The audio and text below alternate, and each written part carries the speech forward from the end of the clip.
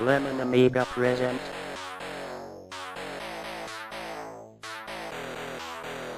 a Playguide video review.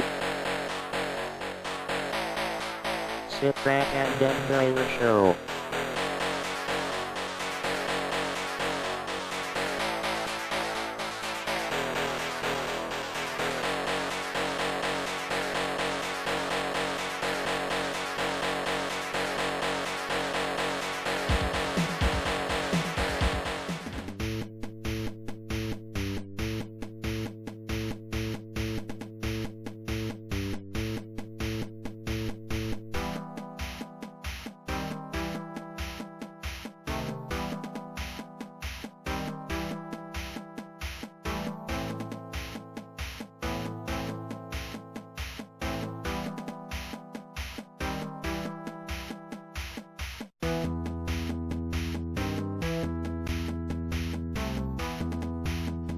Hi there, welcome to another Lemon Amiga Playguide and review. In this week's episode, we'll be checking out Dragon Strike, developed by Westwood Associates and published by Strategic Simulations Incorporated, otherwise known as SSI, in 1990.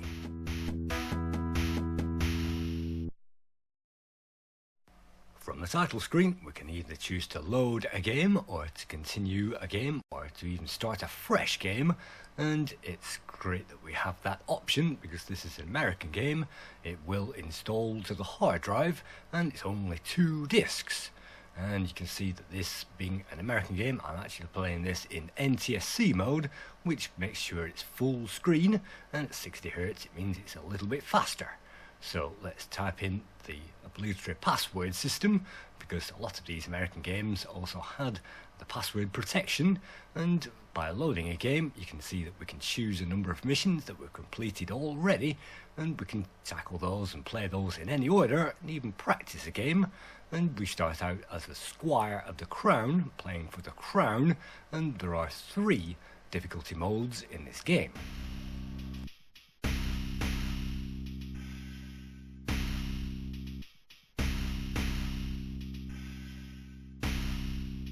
As each mission begins, we will be given a very great loading picture and some text as well, which we have to read, and that will give us some idea of what we are supposed to be doing on the mission. And you can see we are riding Serdar, and he's actually a bronze dragon, and he will fly around and help us if we are actually playing for the crown. Even check out that landscape, and that will mean that the game loads but without any enemies in there, and that means we can fly around and check it out. And on the very first level we are given a perch that we can land on, and this is basically a training level where we can get used to the various controls in this game, and by pressing the F10 key we can actually try to start the level properly with the enemies, and this will reload exactly the same picture and exactly the same story, which we can then skip, and this will take us on to the level and we can play that for real.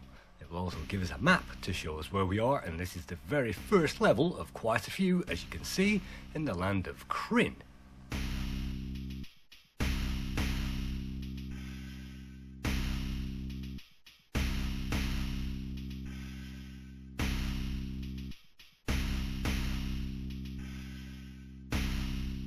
We begin as a Squire aboard our trusty dragon Serdar, and by pressing F5 we can launch at top speed. Unfortunately, if you do that and don't pull up, then you'll die, and that's game over.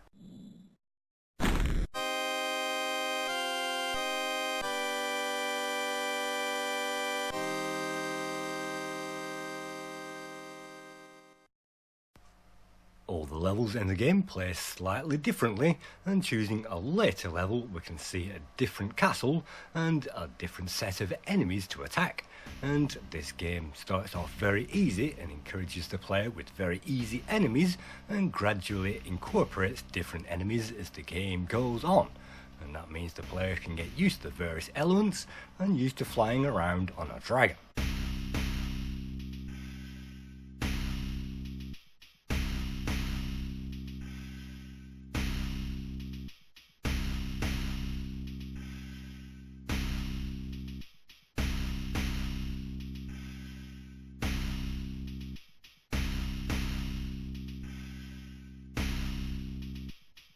there isn't much music in this game, and this drum beat to prepare us for battle is mostly what we'll get to hear.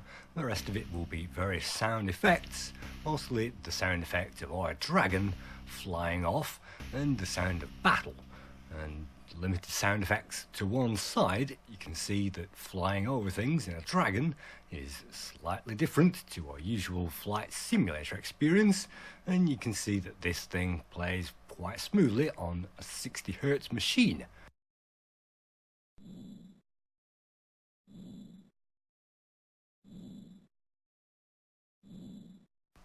To help us, we are given a number of objects, magical items, at the beginning of the game.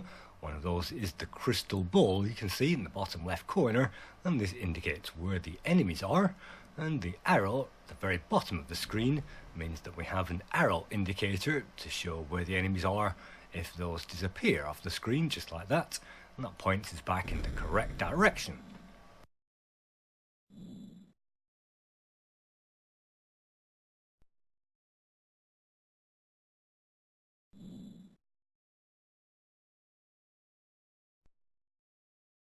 When we reach those enemies, they will try to attack us, and it can take some time to get the perfect attack and retaliation back in order to win that level. And having done so, we might gain a loop-the-loop, which is pretty interesting. And as we now move on to a different recording, created a little later, created using an 030 setup, you can see, well, it's juddering rather badly on this section, but hopefully you'll see on the next sections it will be a little bit smoother, because those vector graphics do take a little bit of a leap in performance with a fast CPU. After we complete a mission, we may also get some magical items, and you can see I've just picked up a ring of protection, which should hopefully mean that we are protected just a little bit more. And we can also rank up as well once we complete a mission, and we can also save up our progress as well, which is great. It means we can make sure that we don't lose our progress if ever we make a mistake in the game, and we can retry each of these levels with infinite continues and infinite reloads as often as we like. Generally, there is absolutely no point to scope out the landscape before we even start the mission. It's better just to dive on in there, and then we get to see the map, of course, of our progress, and we get to check out this basic dragon simulation that we've managed to find on the Amiga.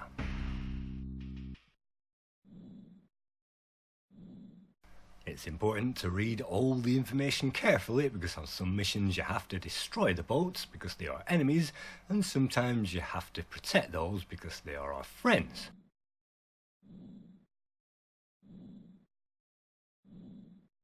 Having been attacked by archers, I think we can conclude that they are not our friends, and so let's give those boats a wide berth and let's tackle those vector dragons.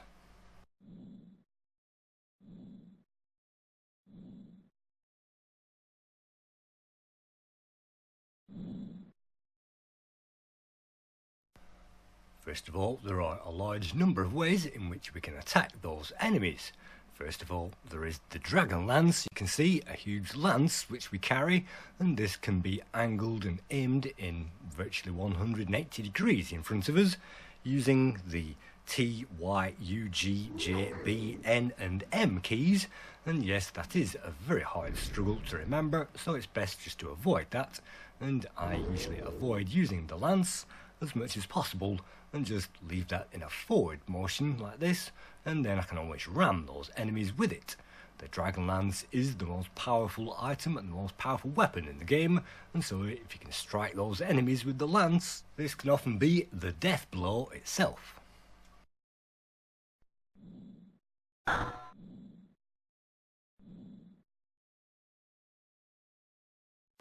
If an enemy is directly around the reach of our rider, he will usually use his sword automatically, or whatever weapon they have at their disposal.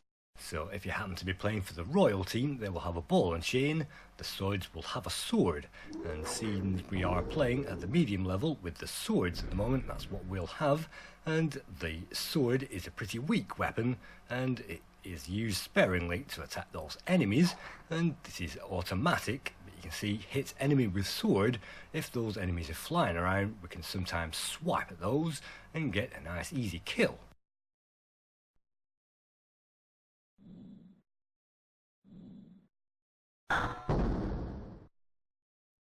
We can also look around our dragon by pressing F1 for forwards, F2 for right, F3 for behind, and F4 for the left view. And that means, just like Knights of the Sky, we can look around from our current position. And F5, of course, is the full speed key, which we'll need to press if we want to escape in a great hurry. And sometimes the F5 key is used in an emergency when you really need to leave.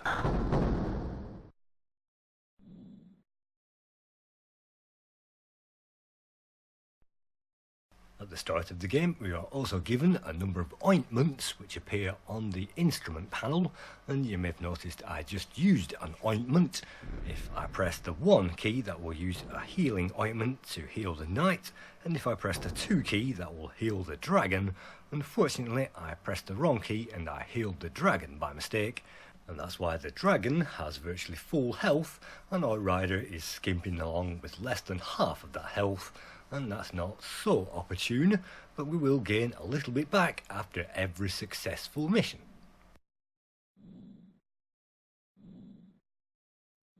Another way we can attack is by using our dragon breath, and when that dragon breath is ready to launch, you will see breath ready on the screen, and simply pressing that fire button will launch a ranged attack towards those enemies.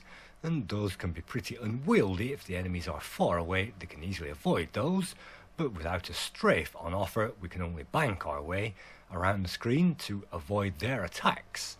You can see the very limited array of vector graphics in these levels really show a very basic like dragon, and these dragons look like they are very basic indeed. But later on the sprites will emerge and the dragons will actually be sprites, and they will look very different.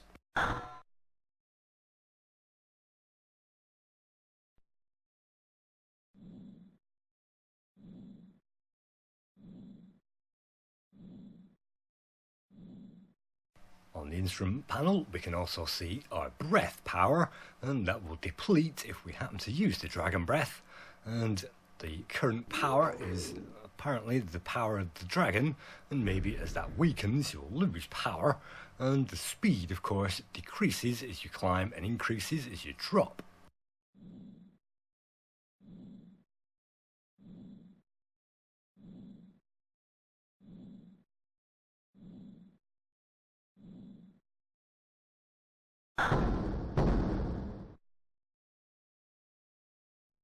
As some enemies die, they will actually explode, and that will have an impact on our rider. So you can see our rider is very much lower on health than he was before, and I'm taking for granted that it is a he given the story and the lengthy story arc in this game, which actually changes depending on how well we play it.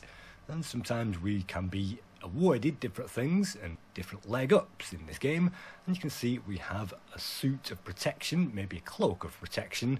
You can see on the bottom there, and that will help us because we have the ring of protection as well, so that should mean that we are at least harder to hit.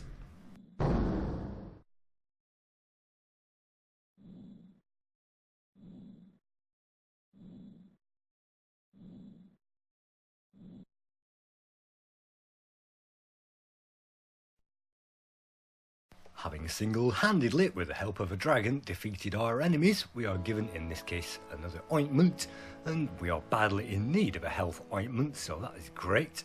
And yet again, we can save the game up after every mission, and we are given another patch of story to follow, and that is very interesting, but not as interesting as those amazing graphics in those pseudo cutscenes, and we are gaining some progress on the map.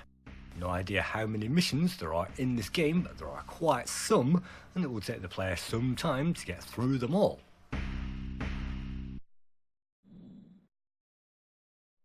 Pressing the escape key brings up the preferences options, and from here we can change the detail level and even toggle the vector or sprite dragons.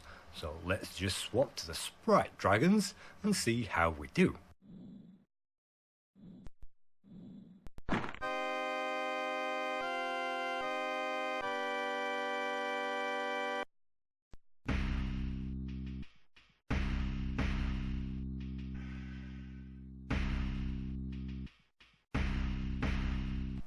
In this mission, which I will name the Glastonbury level, all you have to do is to destroy a line of tents, and unfortunately those tents are actually being preserved by a number of archers, and so you can't afford the low altitude. The easiest way to get rid of those is by using our dragon breath, and by using the insert and delete key we can toggle between the two types of dragon breath that we have per dragon in this game. We start off with the red dragon if we are playing for the royals, and you can see I'm actually flying maybe a white or a blue dragon here for the sword house, and there are 3 houses in this game to choose from. We begin with the royal house, which has 9 missions, then the sword house has a further 10 missions, and actually the rose house has 12 missions and is the hardest level in the game.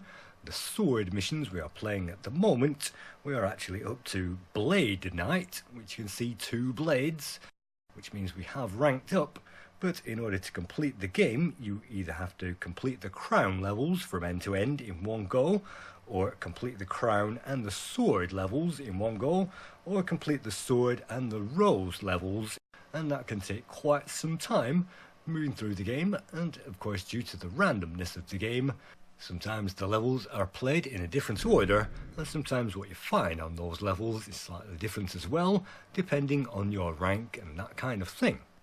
At the moment I'm trying to knock out this row of tents, having stopped, and trying to use a ranged attack to get rid of those, but unfortunately if you fly too close then you'll get a load of archers, and so it's best just to fly away at that point and try something else.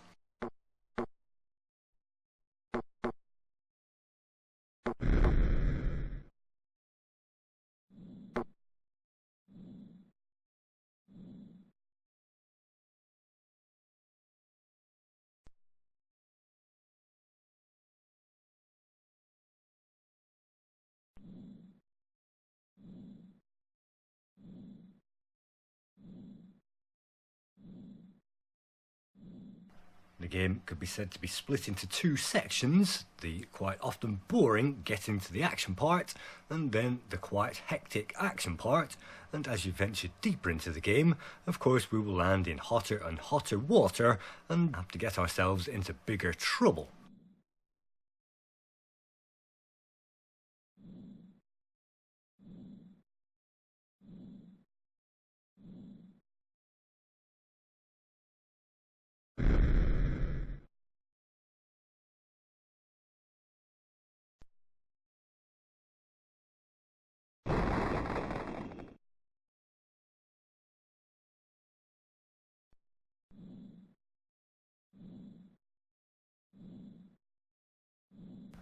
On the far right we can see the height that we are actually at the moment, and that gives us an idea of our altitude, and we even have a handy compass on the very top right corner which will tell us which direction that we are travelling in. But you can see that this camp is actually guarded by something which looks like it has escaped from the game Doom.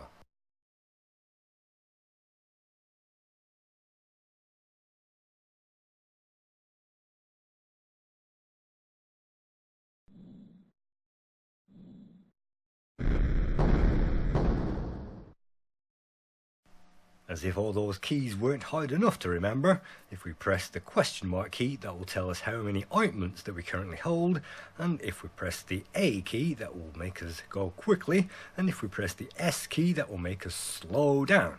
So we can slow down and speed up in the game, and we can press F5 at any point to speed up to maximum if we really get into trouble. But you can see all we need to do on this level is to practice our ranged targeting skills, and hopefully, given enough practice, we can move on to the next one.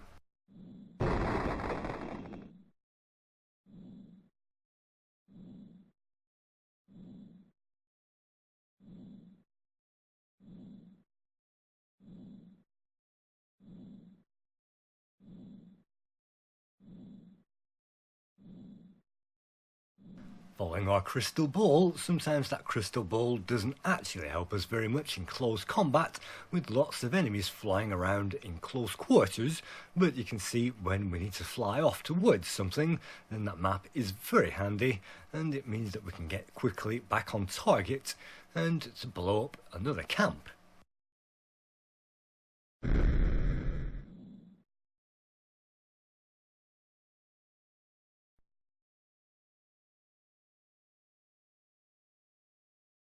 Of course, playing it safe in this case means that we'll have to wait to recharge our breath before we can try that again, but luckily our lance can point towards the place where we should be getting hit, and let's zoom in just a little closer so that when we get that breath back, we can hopefully aim for a larger target.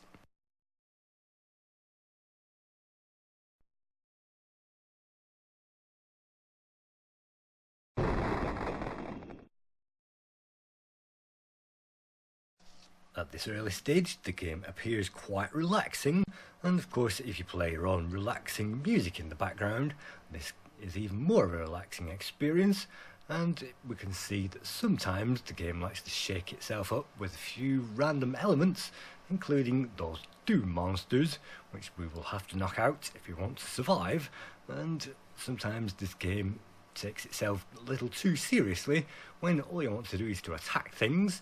But sometimes, if the player takes their time, it is much easier to get further in the game.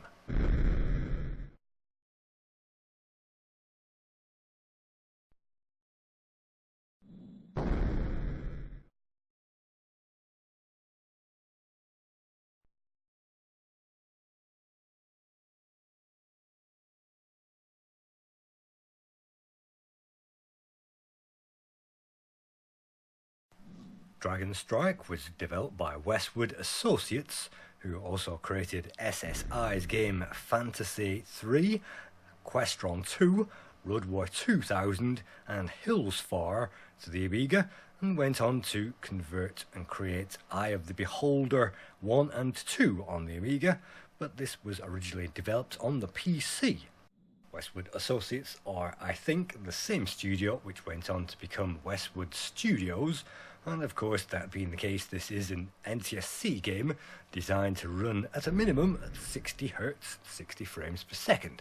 And so if ever we play these games on a PAL machine, they will appear slow. And that's why some of the magazine scores were affected, because they were playing the game on a slow PAL Amiga, and they didn't even put a faster processor inside their review machine. But again, a faster processor and even an O20 with a fast RAM upgrade is still better to play this game than a basic Amiga 500.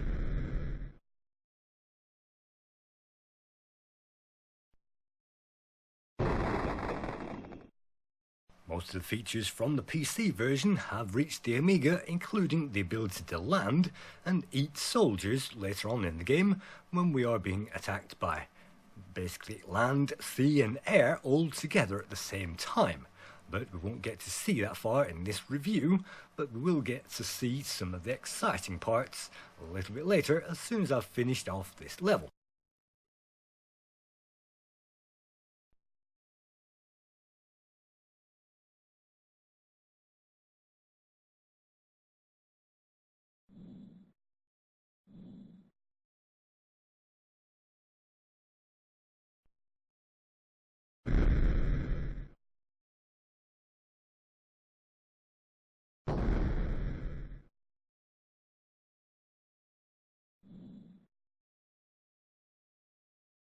Among the main graphics creators of this game include Aaron Powell, Louis Castle, Rick Parks and Joseph B. Hewitt IV.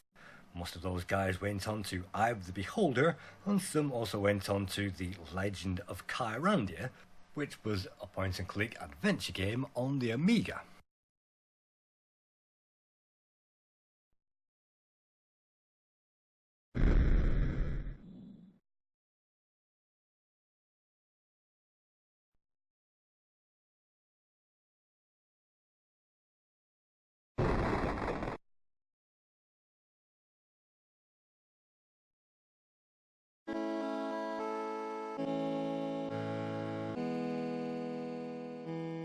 Another successful mission completed. We move up to Knight Clerist, and I'm not sure what impact your rank does in this game, but it's certainly nice to rank up with every mission and be given extra special items. And once again, those hand-drawn intermission screens are absolutely amazing.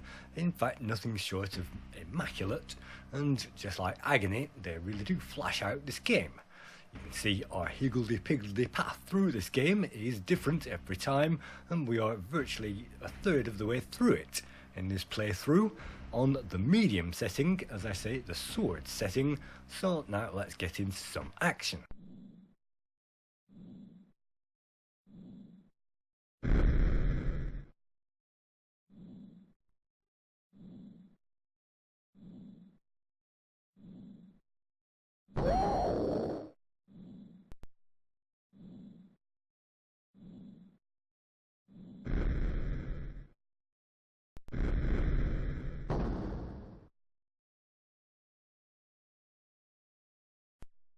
You can see I'm not even moving at the moment. I'm choosing to hang back, and if I press the F5 key I could actually zoom into that action and do a bit of jousting and wave my sword around and get into there and have a great time. Unfortunately, I've run out of ointments, so my rider is feeling the pressure, so that's why I'm hanging back.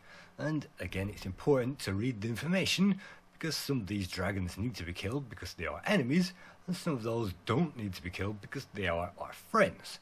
If you manage to kill enough, then the rest will scatter, and sometimes you don't even have to complete the entire level and kill every enemy in order to progress to the next stage.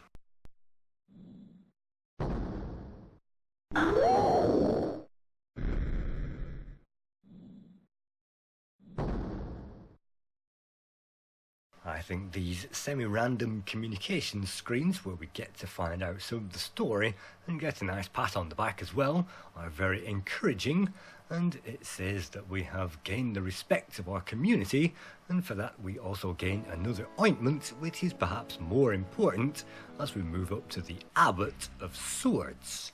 Yet another breathtaking picture there hails our significance, as we are asked once again to defeat the hordes of the Blue Dragon army, and the Blue Dragon Lord apparently is waiting for us, and there is a huge score if we can take down the Dragon Lord, particularly if we take down that thing with our Dragonlance. And yes, the Dragonlance series, this was part of the Dragonlance series, literally, and we have a Dragonlance in this game, and sometimes it's great that we can simply use our automatic sword, but perhaps it would have been better to be able to use our sword. But unfortunately it's great that we can move our lance around, but that never really gets used, and it would have been great to use the mouse to move our lance and use the joystick to use the dragon. But the dragon is quite easy to fly, and apart from crashing into the ground, it isn't easy to just suddenly die, and that means players can continue for quite some time.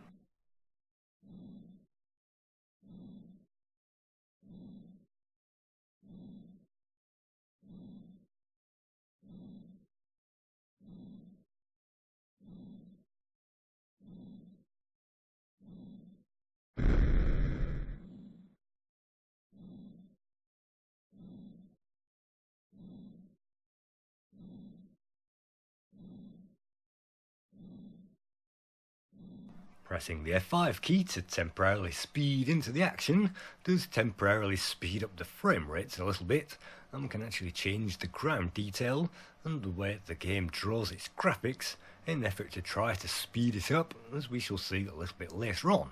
So the game is tweakable, and we can tune that thing to get some better performance out of this engine. And you can see the main graphic window is slightly letterboxed even on this version, which was meant for the NTSC machines. And switching the graphics characters to an actual bitmap rather than a vector graphic means that these dragons are actually better drawn, and we can see the detail on their heads and on their wings.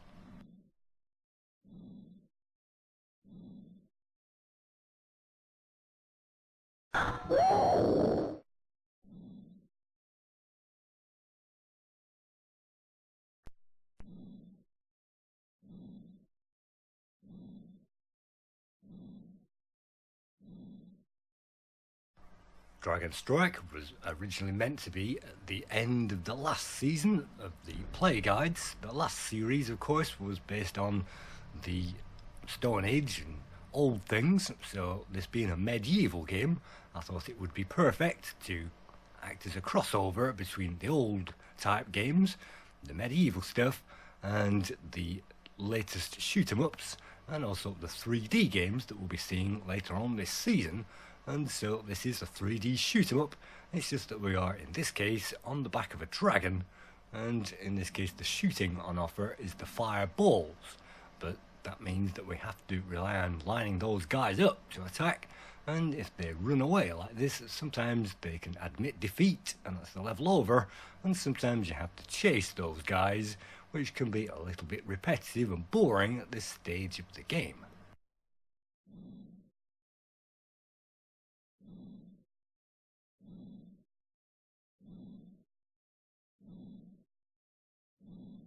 That's our secondary dragon attack, and every dragon will have the two attacks, and in this case it seems to be a red smoke cloud, which doesn't do a great deal, and we are too far behind those guys to hit them with a smoke cloud anyway, so I'd use your primary attack and tries to joust those guys as often as possible, and that's usually the best way, as long as you don't overshoot and then have to spend quite some time in a turning battle to get those guys back into the target.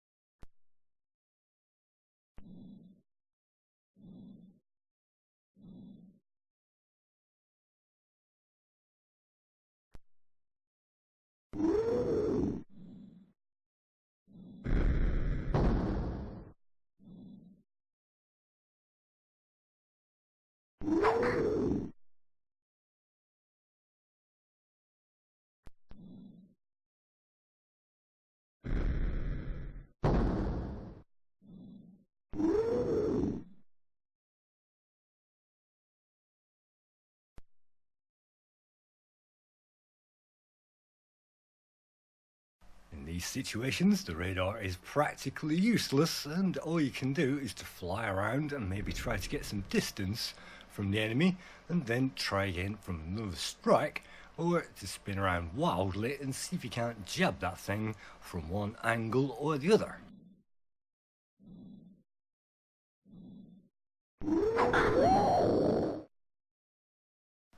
Turning the dragon is also a little like turning an old biplane, and it takes some time for your instructions to get through to the wings and to efficiently turn, and sometimes there is a turn lag in this game, but look at that, we managed to chase those dragons away. That gives us another rank. We are now the Elder of Swords, and you can see the book on the sword, and we venture on to our next level, which in this case is the Valley of Bloodlust, or whatever that was called. And now we traverse onto yet another landscape, and we'll find another level, and this time let's just tweak those adjustments yet again and to change that landscape to see if it would be any quicker. And to be honest, I don't think it's much quicker, but we can see it's a little like Mercenary, and on this stage it's a chasm level with some lowlands and some highlands, and the dragons are hidden away in the highlands shooting towards us, and this level really is difficult for the novice.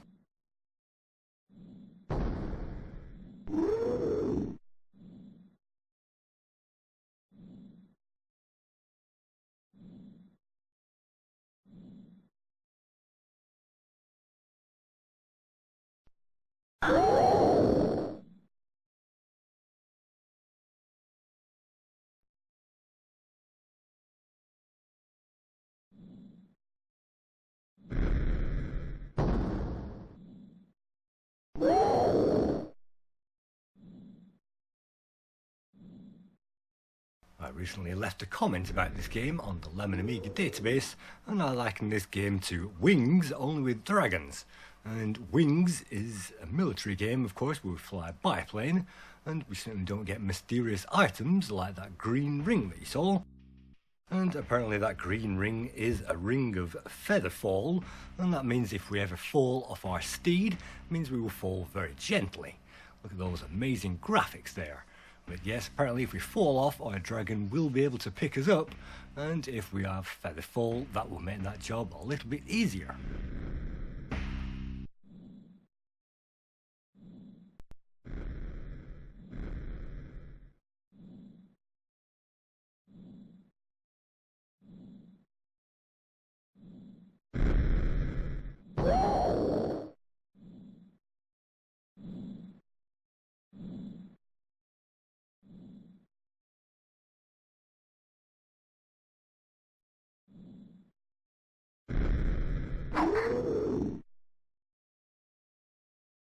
So whilst you see me take on what look like a herd of griffins, let's just move on to those scores. And Dator magazine gave this the lowest score, just 50%, complaining that the vector graphics felt slow motion and so boring to look at. Zap64 gave the Commodore 64 version 69% and the Amiga version 77%. Amiga Action gave this game 72%. And that means the highest score went to Amiga Joker, of course, with an amazing 78%. The current score on the Lemon Amiga database is 77%, so the Data magazine really brings this down, and that brings it down to a 7 out of 10 as an average score.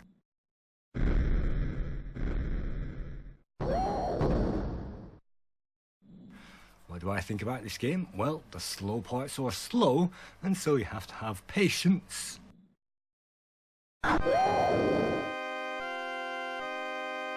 Otherwise you'll be dead, and that's the end of this game. That's game over. At the end of all that, we gain one screen of explanation. We died, and basically that's the end of it. So that's the end of our talents, and that's the end of this review. Thank you once again for viewing another Lemon Amiga Play Guide and Review. See you again in the next one.